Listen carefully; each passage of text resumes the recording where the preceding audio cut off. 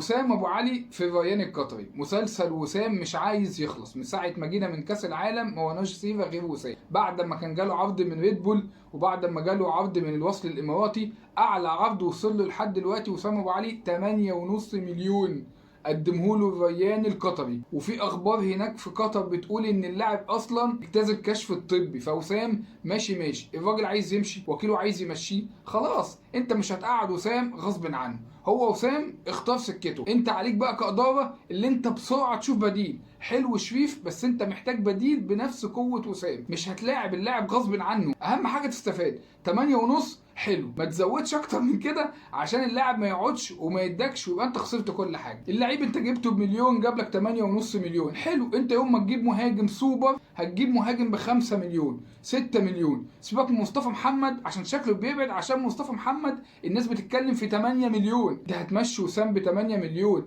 عشان تروح تجيب مصطفى محمد ب 8 مليون، يبقى انت ما عملتش حاجه. فانت محتاج تجيب مهاجم سوبر ما يتعداش الا 4-5 مليون. ومن الواضح كده يا عزيزي الاهلاوي اللي احنا هنخش الدوري الجديد واحنا ما بنلعبش الباك يمين. ليه بقى؟ استاذ زيفيرو مقتنع جدا بمحمد هاني وعمر كمال ان هم هيغطوا الجانب اليمين. الراجل شايف انه مش محتاج حد في الجانب اليمين. انت متخيل؟ يعني ابو نسب قاعد معاك تاني، ابو نسب ورفعات ابو نسب والطوليات بتاعت ابو نسب وليله ده مرار طافح. التوجهات كده من اولها هتخليني مش احسن حاجه. بيقول لك انا مش عايز احمد عيد بتاع المصري، يعني مش عايز احمد عيد بتاع المصري واحنا ودينا لهم عمر الساعي.